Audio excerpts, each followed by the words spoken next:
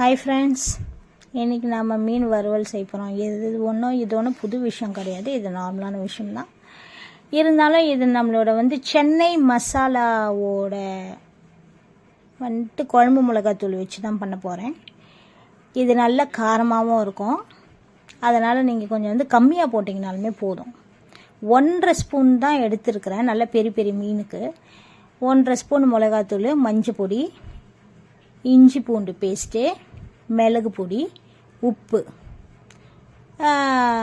தேவைப்பட்ட புளி தண்ணி. இப்போ என்கிட்ட புளி தண்ணி இல்லாததுனால லெமன் ஜூஸ் போட்டிருக்கேன். அது கொஞ்சம் பைண்டிங் பண்ணுறதுக்கு இது அரிசி மாவாவது கார்ன்ஃப்ளவராவது போட்டு அதை நல்லா மிக்ஸ் பண்ணி அது வச்சுக்கிட்டிங்கனாலுமே போதும்.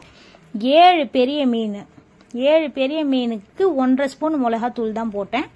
அதுவே பார்த்திங்கன்னா நல்லா காரமாக இருந்துச்சு. அவ்வளோதான். அதை இப்போ பார்த்திங்கன்னா ஷாலோ ஃப்ரை பண்ணி சாப்பிட வேண்டியதுதான். இப்போ உங்களுக்கு வேணும்னிங்கன்னா பார்த்திங்கன்னா சென்னை மசாலா மிளகா பொடி வேணும்னிங்கன்னா எங்களை நீங்கள் காண்டாக்ட் பண்ணுங்கள். நன்றி, வணக்கம்.